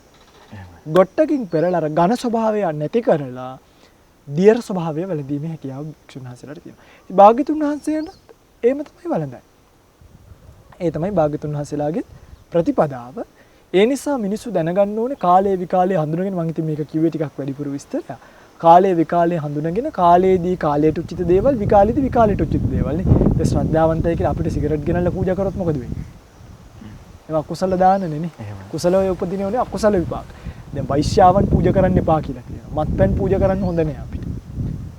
මිනිස්සු නැත්නම් සාදු සාදු අනේ ඉතින් හාමුදුරුවෝ කැමති නේ හාමුදුරුවන්ව සතුටින් තියන්න තමයි අපිටත් ඕනේ කියලා මත්පැන් පූජා කරොත් මොකද වෙන්නේ? ඒ කැපසරුප් දේවල් අඳුරගෙන පූජා කිරීම තමයි දායකයාගේ වගකීම ප්‍රත්‍ය කියන්නේ සප්පාය අසප්පාය. ඒතර බුදුරජාණන් වහන්සේට උනත් 12න් පස්සේ සාමාන්‍ය මං කිව්ව ඉර හැරෙන්නේ 12ට මේ දවස්වල නම් 12යි 10 12යි 11 12යි 13 14 15 12යි 20 වගේ යන වෙලාවල් තියෙනවා. එතකොට 12ට කලින් ඉවර වෙන වෙලාවක් තියෙනවා. එතකොට 12ටම වළඳන් ඉවර වෙන්න ඕනි කියලා එකක් නේ. ඉර හැරෙන වෙලාව බලලා ඒ ඉර හැරෙන වෙලාවෙන් තමයි මේක කරගන්නේ. කොහොමද ස්වාමීන් වහන්සේ ඉර හැරෙන වෙලාව දැනගන්නේ? මේක ඇත්තටම කියනවා ඉස්සර භික්ෂුන් වහන්සේලා මේකට ගහලා තිබ්බා මෙහෙම ක්‍රොස් එකක්. අපි හිතමුකෝ මේ දැන් මම ඔය ලීන් ගිහිල්ලා ගහනවා ලී වලින් ක්‍රොස් එකක්. ඒතකොට නැගෙනහිරේදී හෙවණැල්ල තියෙන්නේ මේ පැත්තේනේ. පැහැදිලිවම කියලා බටහිරට වැටුණාද කියලා හොයාගන්නේ හෙවණැල්ල එහා පැත්තට යනකොට හොයාගන්නවා. එහෙම තමයි ඉස්සර බොහෝ විට භික්ෂුන් වහන්සේලා මේක හොයාගත්තේ. බොහොම පුළුල් එමත් නැත්නම් ගැඹුරු අර්ථ දැක්වීමක් විදිහට අපිට ප්‍රශ්නය තුළ ඔබට බොහොම ලොකු පිළිතුරක් ලැබුණා. ඒ කාරණාවත් එක්ක මතක් කරන්න කැමතියි ඔබට පුළුවන්කම තිබෙනා ඔබට තිබෙන ධාර්මික ගැටලු. එහෙම නැත්නම් මේ සමාජයේ තියෙන ගැටලු නෙමෙයි සමහරවිට එහෙම ගැටලු පිළිබඳවත් එහෙම නැත්නම් පෞද්ගලික ප්‍රශ්න පිළිබඳව කතා කරන ලාව තියෙනවා. නමුත් අපි මේ වැඩසටහන තුළ උත්සාහ කරන්නේ ඔබට තිබෙන මේ ධර්ම ගැටලු විසඳන්නට. එවෙනුවෙන් 0704 804 704 කියන දුරකථන අංකය ඔබ වෙනුවෙන් විවෘතයි. ඒ වගේම Talk with Dylan YouTube නාලිකාවේ සසරට නැවතුමක් වැඩසටහනේ දායකත්වයේ ලබා ගැනීම සඳහා ඔබට පුළුවන්කම ලැබෙනවා 0704 804 704 කියන දුරකථන අංකයට කතා කරන්න. දැන් යමු කරන්න සූදානම් වෙන ටිකක් දීර්ඝ ප්‍රශ්නයක් ඉදිරියට ලියලා තියෙන මෙන්න මේ කාරණාව ගෞරවනීය ස්වාමින් වහන්සේ වෙත ඉදිරිපත් කරන්න කියලා. මෙන්න මේ විදිහට තමයි කියලා තියෙන්නේ. මම මෛත්‍රී භාවනා කොට යම් තරමක සමතයක් සකසාගෙන අනතුරුව සතර සතිපට්ඨානය වඩමි. එහිදී කයට දැනෙන සියලුම දැනීම් පිළිබඳව සිහියෙන් සිටිමි. හැපෙන, ගැටෙන තැන්, රිදෙන තැන්, කැසීම්, ගැස්සීම් යනාදිය මම හඳුනා ගන්නමි. ඒ අතරතුර සිතට ඇතිවන අරමුණුද හඳුනා ගන්නමි. අතීත අරමුණු, අනාගත අරමුණු, කලකිරීම, දුක, තරහ, ගැටීම් වගේ සිතුවිලි හඳුනා ගනිමින් නැවත නැවත ප්‍රධාන අරමුණේ සිත තබාගෙන සිටිමි. දවසකට පැය දෙකක්වත් වරින් වර මා භාවනා කරමි. මෙලෙස අරමුණු හඳුනාගෙන ඒ ගැන සිහියෙන් සිටීමයි මම කරන්නේ. නාම රූප පිළිබඳව, පංච උපාදාන පිළිබඳවද අපි මෙනෙහි කළ යුත්තේ කියලා තමයි අහන්නේ. කියන්නේ නාම රූප පිළිබඳව එහෙම නැත්නම් පංච උපාදාන පිළිබඳවද මෙනෙහි කළ යුත්තේ කියලා තමයි අහලා තියෙන්නේ. ඇත්තටම ඉතින් අපි භාවනාවක් පිළිබඳව සාමාන්‍යයෙන් උත්තරයක් දෙනකොට ඒ කියන්නේ මේ කර්මස්ථාන විසඳීම් වශයෙන් අපි දැකලා තියෙනවා මේ විනාඩි 2-3 උත්තර වලින් ඕක විසඳන්න බෑ. මම අයියට කීපදාම ඕක ගැන මතක් කරලා තියෙනවා. ඒ නිසා පින්වත් අම්මේ මම මේ දෙන උපදේශ ටික හොඳට මතක අම්මා හෝ තාත්තා මම මේ දෙන උපදේශ ටික හොඳට මතක තියාගන්න. එක තමයි අපි භාවනාවක් කරද්දී මොකක්ද කරන භාවනාව. එක භාවනාවක් ගන්න ඕනේ. මේක දැන් මේ සතර කමඨහනම් වල හතර සතිපට්ඨානියත් වල ආදීනව ආර්ථික සංඥාවත් වල ඔක්කොම කරාම අන්තිමට මේක ෆෘට් සලාඩ් එකක්. දැන් එක අරමුණක් අපිට තියෙන ඒ අරමුණ සාක්ෂාත් කර ගැනීමට යම් හැඟීමක් උපදවා ගැනීමට අවශ්‍ය උත්තේජනයනේ අපි දාන්නේ භාවනාවෙන්. ඔබට තේරෙනවද? ඔබට ඕනේ අසුබය කියන්නේ පිළිකුල කියන ගින්න උපදවන්න නම් ඔබ ඒකට දාන්න ඕනේ අසුබ භාවනාව. ඒකට අට්ටික භාවනාව දාලා බෑ. ඒකට අසුබය දාන්න ඕනේ. අසුබය කියන ගිනි දැම්මට පස්සේ තමයි ඔබට ඒක අපේ නීඩ් එක හොයාගන්න ඕනේ. මේ දැන් මම හිතන්නකෝ මට මේ දවස්වල උමනයි කියලා ධානයක් උපදව ගන්න. එතකොට මම කරන්නේ ධානයට සුදුසු එක භාවනාවක් ගන්නවා. කසීන මණ්ඩලයක් එක්ක මොකක් හරි අරගෙන මම කසිනිය වඩනවා. එතකොට මම ඒකට වෙන වෙන ඒවා දැන් මම පීත කසිනිය වඩනවා නම් මම ඒකට ඕදාහත කසිනිය මාරු කරගන්නේ නැහැ. ඉතින් තමන්ගේ නීඩ් එක මොකක්ද? අවශ්‍යතාවය මොකක්ද කියන එක හඳුනා ගැනීම අංක 1. ඊළඟට කල්යාණ මිත්‍රයෙක්ගෙන් මේ අවශ්‍යතාවය ස්වාමීනි මට ධානයක් ලබන්න ඕනේ. ස්වාමීනි මට නිවන් දකින්න ඕනේ. ස්වාමීනි මට සංකාරුපෙක්ඛා ඥානෙ උපදවන්න ඕනේ. ස්වාමීනි මට රහත් වෙන්න ඕනේ. ස්වාමීනි මට පංච අභිඥා උපදවන්න ඕනේ. ස්වාමීනි මට දිවස් උපදවන්න. අන්නේ තමන්ගේ නීඩ් එක අපිට කිව්වා. අපි ආවට එනවනේ අපි ආවමනේ ඇයි ආවේ? අපි මේ එනේන කට්ටිය මෙහෙට වරින් නිවන් දක්වන්න ඕනි කියලා කියන්නේ නෑ. සමහරු පන්සලට එනවා වතුර ටිකක් ඉන්න. ඒ වගේ අයට අපි කරන්නේ වතුර ටිකක් දීලා යවනවා. මෙන්න මෙහෙට එනවා මොන වතුරද නිවන් දකින්න ඕනි කියලා බලලා දැන් බුදුරණවහන්සේවත් එහෙම කරේ නෑ. එක එක්කෙනාගේ අවශ්‍යතාවය දිලන්න අයියා මෙතනට ආව ප්‍රෝග්‍රෑම් එක කරන්න. ඒතර අපි ප්‍රෝග්‍රෑම් එක කරනවා. මන් දිලන්න යට කියන්නේ නෑනේ මහණ වෙමු කියලා. හැබැයි දිලන්න යම් දවසක මේ ප්‍රෝග්‍රෑම් ටික කරලා ඉවර වෙලා මහණ වෙන්න ඕනි කියලා આવොත් මම එදාට ප්‍රෝග්‍රෑම් කරන්නේ නෑ. එදාට කරන්නේ මොකක්ද? මහාන කරන එක. ඒ නීඩ් එක කිව්වට පස්සේ තමයි ස්වාමීන් වහන්සේ නමක් කමටහනක් දෙන්නේ. ඒ දෙන කර්මස්ථානයේ A to Z හරියට පියවරෙන් පියවර ස්ටෙප් බයි ස්ටෙප් තේරුම් අරගෙන ඊට පස්සේ අපි ඒක කම්ප්ලීට් කරන්න පටන් ගන්නවා. ඕක දැන් මේක මේ පැටලිලා කය වේදනා, නාය වේදනා, පංච උපාදාන, පංචස්කන්ධ මේ ඔක්කොම දන්න මානසිකාර්යය කරා කියලා ඇත්තටම ප්‍රතිඵලයක්. ඒකයි ප්‍රතිඵලයක්. එනිසා ඉතින් ඔබට හොඳම දේ තමයි දැන් අපි විසින් භාවනා වැඩසටහන් පවත්වනවා ඩිලාන්නයි. ඒ වගේ එක වැඩසටහනකට සම්බන්ධ වෙලා මුල ඉඳන් අගට A to Z භාවනා කරගෙන යන එක තමයි හොඳම දේ. මම හිතන්නේ ඔබ පටල ගන්නේ නැතුව ඔබේ ජීවිතේ හරියට නිවන කරා යන ගමනේදී මේ භාවනාව කියන බොහොම සුවිශේෂී සම්දිස්ථානය ඔබේ ජීවිතයට හරි විදිහට ගලප ගන්නට ඔබ වෙනුවෙන් ගෞරවනීය ස්වාමින් වහන්සේ බොහොම සුවිශේෂී මෙහෙවරක් සිදු කරන මේ ශාසනික මෙහෙවර තුළ විශේෂයෙන් අපි දන්නවා සුජාත පුත්‍ර නිජ භූමියේ සිට ක්‍රියාත්මක වන බොහෝ වැඩසටහන් මේ කොරෝනා කාලය නිසා ඔබට එන්න හැකියාවක් ලැබෙන්නේ නැහැ. නමුත් සුජාත පුත්‍ර ඇප් එක මම හිතන්නේ ඒ හරහා ඔබට ලොකු පහසුකමක් තිබෙනවා බොහෝ දේවල් දැනගන්නට. ඒත් එක්කම මගේ ස්වාමීන් වහන්සේ මම මේ කාරණා විමසන්න සූදානම් වෙන්නේ මට කතා කරන මගේ හිතවත් කල්යාණ මිත්‍රෝ බොහෝ දිනෙක ඉන්නවා. මේ සුජාත පුත්‍ර නිජ භූමිය වෙනුවෙන් ගෞරවනීය ස්වාමීන් වහන්සේලා වෙනුවෙන් අප උපස්ථාන කරන්නට උන්ට එන්නට යන්නට කාලයක් නැහැ. එහෙම නැත්නම් මෙහි ඉදිවෙන්නා වූ කුටි සඳහා මුදල් උපකාර කරන්නට දායකත්ව ලබා ගන්නට බොහෝ දෙනෙක් වෙහෙස මහන්සි වෙනවා. බොහෝ වෙලාවට ඒ උදවියට සුජාත පුත්‍ර මේ නිජ භූමිය පිළිබඳව සම්බන්ධතාවයක් ගොඩනගා ගැනීමට අපහසු වෙන අවස්ථාවන් තිබෙනවා. ඉතින් එහිදී මට මැදිහත් කරුවෙකු බවට පත් වෙන්න වෙනවා. ඉතින් මම කැමතියි මේ කාරණාවට නිසි ක්‍රමවේදයක් නිර්මාණය කරන්න පුළුවන්. එහෙම නැත්නම් කවුරු හරි කෙනෙක් මේ සුජාත පුත්‍ර භූමිය වෙනුවෙන් යම් දෙයක් කරන්න බලාපොරොත්තු වෙමින් ඉන්නවා නම් බොහෝ දෙනෙක් මට කතා කරලා කියන මෙන්න මේ දේවල් කරන්න මට අවස්ථාව නිර්මාණය කර දෙන්න කියලා. සමහරවිට ඔබ වහන්සේට මම මේ දේවල් පිළිබඳව කතා කරන්න එන එකත් ඒ ගන්න කාලය පිළිබඳවත් යම් ගැටලු ඇති වෙන්න පුළුවන්. ඒක නිසා මම හිතනවා ස්වාමීන් වහන්සේ මේකට විසඳුමක් තිබ්බනම් බොහොම වටිනවා කියලා. මේ වෙනුවෙන් එහෙම නැත්නම් අපේ මේ ලක්වාසී ලෝකවාසී බොහෝ බෞද්ධ හිතවතුන් ඒ වෙනුවෙන් බොහොම වෙහෙස මහන්සි වෙනවා. මගේ ස්වාමීන් වහන්සේ ඒකට විසඳුමක් ගන්න පුළුවන් නම් මගේ වැඩසටහන ඇතුලේ මේ මට ලැබෙන සහනයක් විදිහට මගේ මේ කල්යාණ මිත්‍රයන්ට ලැබෙන අවස්ථාවක් විදිහට මම හිතන හැම දෙයක් කරන්න පුළුවන් නම් ලොකු දෙයක් කියලා මගේ ස්වාමීන් වහන්සේ. ඇත්තටම ඊළඟේ බහුතරයක් තැන්වලදී අපිට මුණ දෙන්න වෙච්ච ගැටලුවක් ඕක. හේතුව අපි හැමතිස්සෙම කල්පනා කරන්නේ මිනිස්සුන්ට දෙයක් දී ගන්න තමයි වෙලාව අපි දැන් අයියා දන්නවා මේ ප්‍රෝග්‍රෑම්ස් එකක් වුණත් පටිගත කරන්න ගත්තාම එක දිගට එකක් දෙකක් තුනක් කරලා රැය ආයිත් භාවනා වැඩසටහනක් කරලා පහවදා උදේට දෙන්න ඕනි බණ එකක් දීලා තමයි සමහරක් වෙලාවට අපි අපේ වැඩ ඉවර කරන්නේ. එතකොට අර මිනිස්සුන්ට සම්බන්ධ වීමේ පොඩි අපහසුතාවයක් අපිට පෙනිලා තියෙනවා. ඉතින් ඒගොල්ලන්ට ඩිරෙක්ට්ලි කියන්නේ කෙලින්ම එකක් තමයි අපේ සේනාසනේ පාවිච්චි වෙන මේ පොදු නම්බරයට දුරකථන මෙතුමක් ගන්න එක. 070 කියන එකට. ඒ 83 නම්බරය තුලේ මේ ඒක පොදුවේ ආරණ්‍ය භාවිතා වෙනවා. ඉතින් මම හිතන්නේ එක දවසක් ගත්තාම ආන්සර් කරන්න බැරි වුණොත් අපි ආයෙත් ගන්න තමයි ඒක යොදලා තියෙන්නේ. අනිත් එක තමයි ඉතින් එහෙනම් ඩිලාන් අයියට මේ ප්‍රශ්නේ තියෙනවා නම් අපිට හොඳම දේ තමයි අයියට මේක මැසේජ් එකක් විදිහට ගෙන්න ගන්න. යම් කිසි කෙනෙක්ගේ පණිවිඩයක් විදිහට ගෙන්න ගත්තට පස්සේ මම අයියට යම් ක්‍රමවේදයක් කියන්නම්. ඒ ක්‍රමවේදය ඇතුලේ අපි මේක හොමාරු කරමු. මොන හරි තිබ්බොත් අයියාගේ දුරකථනයට WhatsApp message එකක් වගේ කියන්නේ දැන් සම්බන්ධ වීමට අපි දුමු වතුර බෝතලයක් පූජා කරගන්න කෙනෙක්ට හේතුණා කියලා ලොකු පිනක් නේ. එහෙමයි. මේ මෙහෙම දෙයක් මට පූජා කරගන්න ඕනේ කියලා අයියට මැසේජ් එකක් දැම්මට පස්සේ අයියට ඒක අපි සුජාත පුත්‍රකේ ඉන්න කැපකාර මණ්ඩලයත් එක්ක සම්බන්ධ වෙන්න මම අවස්ථාවක් හදලා දෙන්න. බොහොම වටින අවස්ථාවක්. මොකද ඔබට ඔබ වෙනුවෙන් මම මේ ඉල්ලීම කරේ මගේ ගෞරවනීය ස්වාමින් වහන්සේ වෙනුවෙන්. මොකද ඔබට ඒ අවස්ථාව නිර්මාණය කරන්න සමහරවිට මට ලැබෙන ඇමතුම් ගණන දවසකට බොහෝමයි. ඒ ලැබෙන ඇමතුම් එක්ක මට ඒ සම්බන්ධීකරණය කියන කාරණාවේදී ඔබට යම් අපහසුතාවයක් පත් වුණා නම් නැවත වතාවක් මම සමාවත් ඉල්ලනවා. මොකද බොහෝ දෙනෙක් ඒ වෙනුවෙන් බලාගෙන ඉන්නවා. ඉතින් ඒ වෙනුවෙන් ඔන්න දැන් විකල්පයක් විදිහට ඔබට පුළුවන්කම තිබෙනවා 0704 804 704 කියන දුරකථන අංකයේ WhatsApp පණිවිඩයක් තියන්න. එතකොට මට පුළුවන්කම තිබෙනවා බාරකාර මණ්ඩලය වෙත ඔබව යොමු කරන්නට. ඉතින් ඒක මම හිතන්නේ මට ලැබෙන ලොකු නිදහසක් විදිහටත් මම විශ්වාස කරනවා. ඒ කාරණාවත් එක්ක ඊළඟට අහන්න ඔබ වහන්සේගෙන් සූදානම් වෙන්න මෙන්න මෙහෙම කාරණාවක් පිළිබඳව ගෞරවනීය ස්වාමින් වහන්සේගෙන් විමසන්න කියලා මට පවසලා තියෙනවා. ස්වාමින් වහන්සේ ආනන්තරීය පාප කර්මයක් අප අතින් නොදැනුවත්ව වෙන්න පුළුවන්ද?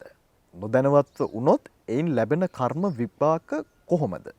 ආනන්තරීය පාප කර්මයක් සිදු වූ පුද්ගලයෙකුට එයින් ලැබෙන කර්ම විපාක අඩු කරගත හැකිද? ඒ වගේම ස්වාමින් වහන්සේ මේ ගරුක කුසල කර්මයක් හා අකුසල කර්මයක් සිදු කළ පුද්ගලයාගේ ඊළඟ භවය තීරණය වෙන්නේ කොහෙද කියන කාරණාව පිළිබඳව තමයි මගේ ගෞරවනීය ස්වාමීන් වහන්සේගෙන් අහලා තියෙන්නේ. එහෙම නොදැන ආනන්තරීය පාප කර්මයක් වෙනවා කියලා එකක් වෙන්නේ නැහැ. මොකද ආනන්තරීය පාප කර්ම පහයිනේ තියෙන්නේ. එහෙමයි. දැන් බුදුරජාණන් වහන්සේ කෙනෙක් පිරිනිවන් ලේසලවි බුදුරජාණන් වහන්සේගේ බුදුරජාණන් පිරිනිවන් පාවන්න කාටද බැහැ. එහෙමයි. ලේසලවි රහතන් වහන්සේගේ ජීවිතය කිරීම තාත්ත මැරීම සංඝයා බෙහෙද කිරීම. ඒකට ගිහි අයට නම් ওই සංඝයා බෙහෙද කිරීම කියන එක වෙන්නේ නැහැ. ඒක වෙන්නේ නැහැ. මේ කාලෙකින් භාග්‍යතුන් වහන්සේත් ගේ ලේසලවන්නත් පුළුවන් කමක් නැහැ. ටිකක් ඉෆෙක්ටිව් භයානක එකකට තියෙන්නේ මේ රහතුන්ගේ ලේසලවීම කියන එකත් අම්මා තාත්තා මැරීම කියන එකත්. ඒකත් දැන් සාමාන්‍යයෙන් ගොඩාක් වෙලාවට අපිට මේ කලාතුරකින් ওই පහුගිය දවස්වල ස්වාමීන් වහන්සේ නමක් අපවත් කරා කියලා දකින්න ලහන්න ලැබුණේ. නමුත් නැත්තත් නෙමෙයි. දැන් සමහරක් වැඩ කරන ස්වාමීන් වහන්සේලාගේ මේට මම දන්නවා ටියුබ් ලයිට් කුඩු කරලා කැඳයකට දාලා දීලා තියෙනවා. සාමාන්‍යයෙන් යම් කිසි ස්වාමීන් වහන්සේ නමක් වැඩක් කරනකොට අර පවතින සමාජයට එහයින් ගිය සෝමහාමුදුරුවන්ට උනේ. එහෙමයි. අහන්න ඕනේ නෑනේ. සෝමහාමුදුරුවන්ට උනේ ඒක. එක්තරා ආකාරයකට. ඒ කියන්නේ මේ ටියුබ් ලයිට් කුඩාලා දීලා නෙමෙයි. වෙනත් විදිහකින් ඒ කියන්නේ මේ සමාජයේ පවතින සංඝයාගේ රටාවට උනත් අනුගත නොවි. දැන් සංඝයා වහන්සේලා මොකද කරන්නේ? දැන් මම කතා කරේ අර පින්කෙට වියලි මලු බෙදෙන කතාව. දැන් මුළු ලංකාවම ඕක කරන්න අරගෙන මං විතරක් නෑ භික්ෂුව ඒක නෙමෙයි මෙහෙම ඉන්නේ කියලා යම් තර්ජනයක් කරොත් ඕක වුණා අර කුඹුරු කොටන සිද්ධියේ. කුඹුරු කොටන හාමුදුරුවෝ ටිකක් අර එළියට බහැලා මඩේ බැස්සට පස්සේ මං ඒකට විරුද්ධව කතා කළා මට ඕක එක්තරා කරට උනා. එහෙමයි. යම් කිසි විදියකින් ඒ වගේ දෙයකදී ඒ ගොදුරට රහතන් වහන්සේ නමක් අහුනොත් තමයි. ඒකත් හරියම කලාතුරකින් වෙන එකක්. හැබැයි අම්මා තාත්තා මරනවා කියන එක නම් නොසිතී වෙන්නේ නැහැ. මොකද උතනදී මරණ චේතනාව කියන එක අනිවාර්යෙන් වැදගත්. මරණ චේතනාව ඉන්නේ මරන්න හිතුනාමනේ. එහෙමයි. ඒතර නොහිතී මරුණා කියලා එකක් නේ. ඒකට මම හොඳ උදාහරණයක් කියන්නම්. ඒක තාත්තෙකුයි පුතෙකුයි මහාන වෙනවා. මහාන වෙලා තාත්තා ලොකු හාමුදුරුවෝ පුතා පොඩි හාමුදුරුවෝ. බුදුරජාණන් වහන්සේගේ එක්තරා ආමන්ත්‍රණයකදී තාත්තට කතා කරන්න පුතා ගිහිල්ලා මොකද කරන්නේ? තට්ටුවක් දානවා. දානකොට තාත්තා වැටිලා මැරෙනවා. දැන් තාත්තා ආනන්තරීය කියන්නේ අරුහණ පරාජිකාවක් වුණාද කියලා. ආනන්තරීය පාප කර්ම නෑ. මොකද මරණ චේතනාවක් තිබ්බේ නැහැ. තිබ්බේ මොන චේතනාවද? කතා කරන චේතනාව. මරණ චේතනාවෙන් මැරුවොත් ඉතින් ඒක ආනන්තරීය පාප කර්ම නොදැනුවත්ව වෙනවා කියලා එකක් නෑ. හැබැයි මෙන්න මෙතනදී නොදැනුවත්. දැන් අපි හිතමුකෝ මාව කවුරු දැන් මම ඩිලාන් අයියාගේ දරුවෙක්. හරිද? මාව වෙන කෙනෙක් අරන් හදා ගන්නවා. එහෙමයි. මම දන්නේ නෑ ඩිලාන් අයියා මගේ තාත්තා කියලා. මම උදාහරණයක්. එහෙමයි. මං අයියත් එක්ක රණ්ඩුවක් වෙලා අයියාව මරනවා. එතකොට දැන් දන්නේ නෑනේ තාත්තා කියලා chance එකක් තියෙනවා නේ. එතනට දැනුවත් නොදැනුවත් භාවය අදාළ නෑ. මං කෙනෙක්ව මැරුවා නම් මරණ චේතනාවෙන්. ඒ මරණින් ඔයා මරණයටත්පත් වුණා නම් මැරෙන්නෙත් මගේ අම්මා හෝ තාත්තා නම් වැඩේ වෙනවා. ඒ කියන්නේ ආනන්තරීය පාප කර්මයක් කියන තැනටම පත් වෙනවා. ඒක අම්මද තාත්තද කියලා දැන ගැනීමෙන් වැඩක් නැත. මං මරන්නේ යම් කෙනෙක් දැන් මට ඒකට ඕනේ මගේ පැත්තෙන් මරණ චේතනාව සහ යම් පීයකින් ඇනලා හරි මරනකොට අයියා ඒකෙන් මැරෙනවා. ඒ මැරුණේ අම්මා නම් තාත්තා නම් එතනදී ආනන්තරීය පාප කර්ම වෙනවා. මම දැනුවත්ද නොදැනුවත්ද කියන එක ඒක ස්වභාව ධර්මයට අදාළ නැහැ. හොඳ උපමාවක් කියන්නේ. මම දැන් දකිනවා අන්න අතන බල්ලෙක් නිදියන් ඉන්නවා. මං හිතනවා හරි උඹට මං අද රෑ 12ට ගහලා මරන්න කියලා පොල්ලක් අරගෙන ඇවිල්ලා රෑ 12ට ගහගෙන යනවා. යනකොට බල්ලා ගිහිල්ලා අම්මා ඇවිල්ලා නිදාගෙන ඉඳලා එතන. බෙදින මං ගහලා මරලා තියෙන කාවදද? අම්මා. දැන් මට තිබ්බේ කාව මරණ චේතනාව. මෙතනදී අනන්තරීය පාප කර්මය වෙනවද? වෙනවා. මරණ චේතනාව කාවද මරන්නේ කියන එක වැඩක් නැහැ. මරණ චේතනාව තිබ්බනම් ඒ චේතනාවෙන් මැරුණා නම් එතන අනන්තරීය පාප කර්මය වෙනවා. ඒ විතරක් නෙමෙයි. මැරෙන්නේ කියලා හිතාගෙන තාත්තට ගහනවා පොළු පාරක්. තාත්තා එකකින් මැරෙන්නේ අසනීප වෙලා හොඳ වෙලා ගෙදර එනවා. අවුරුදු 70ක් විතර ගිහිල්ලා අර පොළු පාර හේතු වෙලා තාත්තා මැරෙනවා. අනන්තරීය පාප කර්මය වෙනවා. එහෙමයි. වෙනම මම කියන එක. අන්න ඒ වගේ මේක ටිකක් භයානකයි. ඒ නිසා අනන්තරීය පාප කර්මය කියන එක එහෙම මේ ලේසියෙන් අර්ථ ගන්නවන්න පුළුවන් එකක් නෙවෙයි. ඒක ගැන හොඳ අවබෝධයක් සියුම් වටහා ගැනීමක් තියෙන්න ඕනේ සාමාන්‍ය මිනිසෙක් වුණාම. උපදින්නේ ඉතින් අනන්තරීය අකුසල කර්මයක් කළොත් කතාවක් නෑ අවීචියේ. එහෙම බේරිච්ච එකම කෙනයි ගැන අපිට දකින්න තියෙන්නේ එතුමා අජාසත් කියන රජතුමා. හේතුවත් මහා පින්වන්තයෙක් ධර්ම සංගායනාවාදී කිරීම වලින් පව් වල බර අඩු කරා. කර්මයේ බරත් ධර්මයෙන් අඩු කරානේ. එමත් කරන්න පුළුවන්. සානන්තරීය පාප කර්ම කරන අපෝ එහෙනම් ඉවරයි අනිවාර්යෙන් අවීචියේ කියන දෘෂ්ටියට කියන්නේ අවීචිය තමයි. හැබැයි බේරිච්ච කෙනෙකුත් ඉන්නවානේ. ඒ නිසා ඊට වඩා මහා කුසල කර්ම කරොත් අඩුම කටුවල ෂාප් එක හරි බහි. ඒකයි. කටුවල ෂාප් එක හරි බහි අනන්තරීය කුසල කර්මයක් කරලා ඒක අනන්තරීය කුසල කර්ම කියන්නේ ධාන රූපාවචර අරූපාවචර ධාන. ඒ ධානයක් ලැබලා තිබොත් ඒකාන්තයෙන් එයා ඊළඟ ජීවිතේ බ්‍රහ්ම ලෝකයට යනවා මරණ වෙලා වෙනකම් නොපෙරිහි හිටියොත්. පිරිහින් නැතුව හිටියොත් එයා බ්‍රහ්ම ලෝකයට යනවා. බොහොම පැහැදිලි වුණා මේ කතා කරපු කාරණාව පිළිබඳව සහ අපි කොහොමද මේ කටයුතු කරන්න ඕනේ කියන දේවල් පිළිබඳව. ඒත් එක්කම මතක් කරන්න ඕනේ අද දායකත්වයේ පිළිබඳව බොහොම ගෞරවයෙන් යුතුව බැතිබර දායකත්වය ලබා ගත්තේ මහේෂ් කන්නංගර මහත්මයා. එතුමාගේ ප්‍රාර්ථනා බවට පත්වන්නේ අද මෙම වැඩසටහන එම නැත්නම් අපගේ ගෞරවනීය ස්වාමින් වහන්සේ නම කියන්නට අවසර පූජ්‍ය කිරුළපන ධම්මවිජය ස්වාමින් වහන්සේ මේ කරන්නා වූ ශාසනික මෙහෙවර වෙනුවෙන් එතුමන් ඔබ වහන්සේගේ මේ ශාසනික මෙහෙවර සියලු කටයුතු සර්ව ප්‍රකාරයෙන් සාර්ථක වේවා කියන ප්‍රාර්ථනාව කරලා තියෙනවා. ඒ වගේම මෙම ධර්ම දේශනාවේ දායකත්වය ලබාගත්තු මහේෂ් කන්නංගර මහත්මයාගේ හා එම මැතිණියගේ සුජීවත්ව සිටින පින්වත් දෙමව්පියන්ටද සහෝදර සහෝදරයන්ටද ඔවුන්ගේ දරු පිරිසටත් මේ ධර්මය ශ්‍රවණය කිරීමෙන් ලෝවාසී සියලු දෙනාටද ගෞතම බුදු සසුන තුළ සනාතන රැකවරණය පිණිස මෙම පින් හේතු වාසනා වේවා කියලා ප්‍රාර්ථනා කරනවා. ඒ වගේම ඔවුන් නමින් මිය පරලෝකීය සියලු නෑදෑ හිතවතුන්ට මේ පින් අනුමෝදන් වේවා කියලා ප්‍රාර්ථනා කරනකොට මේ අවස්ථාව වන විට රටක් විදියට ලංකාවත් ඒ වගේම ලෝකවාසී සියලු දෙනාත් මුහුණ පාන කොරෝනා වසංගතයෙන් අත මිදෙන්නටත් මේ පින් හේතු වාසනා වේවා කියලා සියලු සත්වයන් වෙනුවෙන් අනුමෝදන් කර සිටිනවා. මහේෂ් කන්නංගර මහත්මයා අපි එතුමාව බොහොම ගෞරවයෙන් මතක් කරනවා. ඔබටත් පුළුවන්කම තිබෙනවා ටෝක් විත් ඩිලන් YouTube නාලිකාවේ සසරට නැවතුමක් වැඩසටහන වෙනුවෙන් දායකත්වය ලබා ගන්නට 0704 804 704 කියන දුරකථන අංකයට කතා කිරීමෙන්. මින් අනතුරුව මම සොයන් වහන්සේගෙන් අහන්න සූදානම් වෙන්නේ අද දවසේ අවසන් ප්‍රශ්නයේ විදිහට ටෝක් විත් ඩිලන් YouTube නාලිකාවේ සසරට නැවතුමක් වැඩසටහනේ. මගේ සොයන් වහන්සේ මේ බොහෝ දෙනෙක් මට ඇහුණු කාරණාවක් සහ මේ කීප දෙනෙක් මගෙන් අහපු කාරණාවක් මේ දැන් අපි නිවන් දකින්නවා කියලා කියනවානේ. අවසාන අපේ අරමුණ බවට පත් වෙන්නේ නිවන. මේ නිවන දැක්කට පස්සේ මොකද වෙන්නේ කියලා. නිවනට දැක්කට පස්සේ කොහෙද යන්නේ කියලා සමහරව අහනවා. මේ ළඟදී මම කතා බහ කර හිටපු කෙනෙක් මගෙන් අහනවා නිවන් දැක්කයින් පස්සේ කොහෙද ගිහලා නවතින්නේ? මේ වගේ ප්‍රශ්න. ඇත්තටම මේ ප්‍රශ්නෙට මම හිතනවා ඔබ වහන්සේගෙන් පිළිතුරක් ලැබුණොත් ඒක බොහොම වටිනවා කියලා. මොකද මම ඒ අයට ලබා දෙන්න පුළුවන් පිළිතුරු ලබා දුන්නා. නමුත් ඔබ වහන්සේ මේ කාරණාවේදී නිසි පිළිතුරක් ලබා දෙන්න පුළුවන් නම් බොහොම පිං. ඇත්තටම දිලන්නයි මේ කාරණාවේදී දැන් සත්වයාට නිවන පිළිබඳව තියෙන අවබෝධයේ දුර්වලකම තමයි මේකට හේතුව. මොකද මේ ගොඩක් අය නිවන කතා කරන්නේ සූත්‍ර අභිධර්ම ඇතුලේ තියෙන වචන අනුසාරයෙන්නේ. වචන අනුසාරය.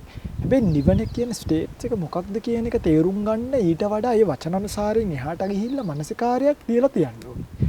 දැන් නැත්තම් දැන් අයියෝ හිතන්නකෝ මම මේක ඊපෙරේදත් කතා කළා අපි සාමාන්‍යයෙන් රහත් වුණා කියලා කියන්නේ මොකටද? මේ ඉඳලා මේ නැති වුණා නේද? මේක රහත් වුණාද? අපි එහෙම කියන්නේ කඩේට ගිහලා කවුරුහරි පරක් වුණා නම් කොහොත් තියෙන්නේ මේක රහත් වුණාද? යතුරු නැති වුණා. මොකද කියන්නේ? කොහොම යතුරු රහත් වුණා කියන්නේ මිනිස්සු හිතන්නේ රහත් වුණා කියන්නේ නැති වුණා කියන එක. ඒක පින්වතුනි අර නිවන කියන එක මහා ගැඹුරු විදිහට හොඳම දේ තමයි මම මගේ YouTube channel එකේ අන්තිමට දාලා තියෙන දේශනාවක් යමක සූත්‍ර දේශනාව කියලා. මේ දේශනාව ඇහුවොත් ඔබට නිවන් දකින්න කවුද දැක්කහම මොකද වෙන්නේ නිවනින් පසු සත්වයාගේ තත්ත්වය මොකද්ද කියලා අයිය දැනගන්න පුළුවන්. මේක තමයි හොඳම දේ. නිකන් මං කියන්නම් ඇත්තටම මේ අපි සත්වයා කියලා පනවගෙන හිටියට මෙතන ඇති සත්වයෙක් නැහැ. මෙතන තියෙන හේතුඵල ධර්මයට අනුව ක්‍රියාත්මක වන ස්කන්ධ ධාතු ආයතන ටිකක් විතරයි. මේ ස්කන්ධ ධාතු ආයතන යම් තැනක නිරුද්ධ වුණාම ඒ නිරුද්ධ වුණාම නෑනේ. අන්නේ නැති ගතියට තියෙනවා නිරුද්ධ වුණා කියලා. ඒ නිරුද්ධ වුණා කියන එකට තමයි නිවන් දැක්ක. පැහැදිලිද මං කියන්නේ? ඒ නිවන දෙආකාරයක් දක්වනවා. එකක් තමයි සෝපාදිශේෂ සහ අනුපාදිශේෂ. සෝපාදිශේෂ කියලා කියන්නේ මේ දැන් අයියා හිතන්නකෝ මං නිවන් දැක්ක කියලා. දැකලා ඉන්න කෙනෙක් කියලා. දැකී කියලා. දැකලා ඉන්න කෙනෙක් ඕනයක් හිතාගන්න. ඉතින් මම නිවන් දැක්කා කියලා මම මෙතන නැති වෙන්නේ නැහැ. මගේ ස්කන්ධ ටික පවතින. ඒකට කියනවා මේ ඒ කියන්නේ සෝපාදිශේෂ. ඒ කියන්නේ උපාදිශේෂ සහිතවනේ. ස්කන්ධ දුක ඉතුරු වෙලා අනුප්පන්න දුක නැති වෙනවා. උදාහරණයක් මම මරනවා මදුරුවෙක්. ඒ මදුරුව මරද්දි මට ඊළඟ ජීවිතයේ කර්ම විපාකයක් සකස් වෙනවා කෝච්චි එකට හැප්පිලා මැරෙන්න. පැහැදිලිද? දැන් මං ඊළඟ ජීවිතේ අනිවාර්යයෙන්ම කෝච්චි එකට හැප්පිලා මැරෙනවද නැද්ද? අනිවාර්යෙන් මැරෙනවා. මොකද මේ කර්ම විපාකයට සකස් වෙලා ඉවරයි. පැහැදිලිද? එහෙනම් දැන් අපි ඒකනේ බය. අම්මව මැරුවාම අපායේ යනවමද නැද්ද? යනවමයි. දැන් ඔන්න මම මදුරුවෙක් මැරුවා. මං අනාගත සසරේ කෝච්චි එකට හැප්පෙන්න දුක. හිතන්න කෝච්චි 500කට හැප්පෙන්න වෙනවා මට මේක මදුරුව මැරපු නිසා. ඒ කියන්නේ එක අංගනක් එක එළු දෙනක හිස සිඳා එක ගෑනු කෙනෙක් එළුවෙක්ගේ බෙල්ල එකපාරක් සිඳලා ඒ මාරු වෙලා කර්ම විපාක කියනකොට එළුවගේ ඇඟේ ලොම් ගානට ගෑනු මැරුණා කියන බෙල්ල කැපුණා. එහෙමයි කියන්නේ. ඒ කරන කලට පව් මිහිරිය මීසේ විඳින කලට දුක් දැඩි වෙයි ගිනිසේ. එතකොට ඒ කාලේ මේක වැඩි. මෙන්න මේ අනාගතයේ කෝච්චි 500කට හැප්පිලා මැරෙන්න තියෙන 500 නැති කරන්න පුළුවන් විදියක් තියෙනවා. කොහොමද? ඒකට කියනවා දුක. හැබැයි ඉපදිලා නැහැ. අනුප්පන්න දුක කියනවා. අනුප්පන්න දුක. වචන තමයි අනුප්පන්න දුක. මම මේ පාර නිර්වාණය අවබෝධ කරලා ස්කන්ධ නිරුද්ධ වුණාට පස්සේ නැවත නූපදීමකට ගියොත් නිරුද්ධයි. නිවන් දැක්කා. දැන් අර අනුප්පන්න දුක මොකද වෙන්නේ? අනුප්පන්න දුක නූපදීම නැති වියන. අනුප්පන්න ප්‍රහාණයනේ. අනුත්පාද දුක අනුත්පාද අවස්ථාවේදීම නැති වියනවා. ඒක මම දැන් මේ වෙලාවේ නිවන් දැකලා නම් මගේ අනාගත භවයේ සියලුම දුක් නැති වෙලා ගියා. පළවෙනි පාර දැකපු නිවනට එහෙම කියනවා. පැහැදිලිද? සංසාරික විඳින්න තියෙන දුක නැති වෙන තැන. හැබැයි මේ ජීවිතේ හෙටමට බඩේ අමාරුවක් හැදුනොත් ඒ දුක මට විඳින්න වෙනවද නැද්ද? විඳිනවා. අර මధుර අමාරුපක එෆෙක්ට් එකක් විදියට මගේ ඔළුවට පොල් ගෙඩියක් වැටුනොත් මට ඒක විඳින්න වෙනවද නැද්ද? වෙනවා. අනාගතේ කොච්චර හැප්පෙන්නේ? අන්න යම් කිසි වේදනාවක් මේ ජීවිතේ විඳින්න වෙන නිසා ඒකට කියන ස්කන්ධ සහිතව දුක් තාම 100%ක් ඉවරුනේ නැහැ. මහා නිබ්බාණයටපත් වෙනවා මරුණට පස්සේ. පිරිනිවන් පෑවා කියන්නේ ස්කන්ධ අන්තිම බිඳුව නිරුද්ධ වෙනවා. ආයිසරයක් ඉපදීමකට. ඒ නිසා නිවනේ සත්වයක් නැහැ. ඇත්තටම නිවනක් කියලා එකක් වත්. තියෙන ස්කන්ධ වල නිරුද්ධ වීමක් විතරයි. ඇයි නිවනේ සත්වයක් නැහැ කියලා කියන්නේ? නිවන් දකින්න සත්වයක් තියා ලෝකින්න සත්වයක්වත් පේන්නේ. තියෙන ස්කන්ධ ධාතු වල පැවැත්මක් විතරයි. ස්කන්ධ ධාතු වල පැවැත්මක් විතරක් මෙතනම තියෙනකොට අපි කොහොමද කියන්නේ සත්වයා නිවන් දැක්කම එතන ඉන්නවා. ඒ නිසා ඇත්තටම නිවනේ සත්වයක් නැත්තේ නිවන් දකින්නවත් කෙනෙක් නැති නිසා. එතකොට අපේ ආවුදුනේ කවුද අයියට මේ ප්‍රශ්නේ. එතකොට ආවුදුනේ කවුද අපායේ දුක් විඳින්නේ? ස්කන්ධ. කවුද දිව්‍ය ලෝකෙට? ස්කන්ධ. කවුද ආයි උපදින්නේ? ස්කන්ධ. ආයි මේ ඩිලාන් අයියම මැරිලා ගිහිල්ලා ආයි ඩිලාන් අයියා වෙනව නෙමෙයි. හදේසියවත් ඩිලාන් අයියා බලු වැඩ කරලා තිබ්බොත් ඩිලාන් අයියා ඊළඟ ජීවිතේ ස්කන්ධ ටිකම ඇති වෙන්නේ බල්ලෙක් විදියට. එතකොට මේ බල්ලගෙනම ඩිලාන්ද වෙන මොකක් හරි. වෙන මොකක් හරිනේ. එයා එතකොට ඩිලාන් කියන නාමයක්වත් දන්නේ. අන්න ඒකයි කිව්වේ මේ ස්කන්ධ කියන එක මෙහි දිරුවට නැවත උපදිනවා. ස්කන්ධ කියන එක මෙහි දිරනවා. ඒක හරි. හැබැයි ඒ ස්කන්ධත් එක්ක දාන සෙල්ලම් වල විපාක ඉතුරු වෙනවා සසරට. ස්කන්ධ දිරනවා කියලා ස්කන්ධත් එක්ක සෙල්ලම් දාන්න හොඳ නැහැ. ස්කන්ධ දිරනවා තමයි. සමහරු කියනවනේ මේ කරපු ටිකක් තමයි ඉතුරු වෙන්නේ. උන් ඔය ජීවිතේ ජොලි කරමු.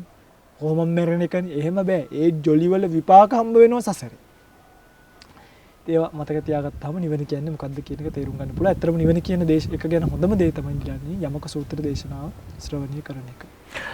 සමහරලාට හිතෙන්න පුළුවන් කෙනෙකුට ස්කන්ධය දිරනවා ගත්තු සතුට හා විඳපු සතුට විතරක් ඉතුරු වෙනවා කියලා. හැබැයි ඔන්න ඔය කියන කාරණාව පිළිබඳව ඇත්ත මොකක්ද කියන දේ දැන් ඔබට පැහැදිලි වෙන්නේ නැතේ. ඒ නිසා ඔබ වචනයක් පාවිච්චි කරනකොට ඒ වචනේ හැමෝම කියනකට පාවිච්චි කරන්න එපා. ඒ ගැඹුර පිළිබඳව පොඩ්ඩක් හොයලා බලන්න. ඔබ මිනිස්සෙක් විදිහට යම් කිසි ක්‍රියාවක නිරත වෙනකොට හැමෝම කරනවට ඒ දේ නිරත වෙන්න එපා. එහි අරුත තේරුම ඒ දේ කිරීම තුළින් අපිට වෙන්නේ මොකක්ද කියන කාරණාව පිළිබඳව හොඳට හිතන්න පුරුදු වෙන්න.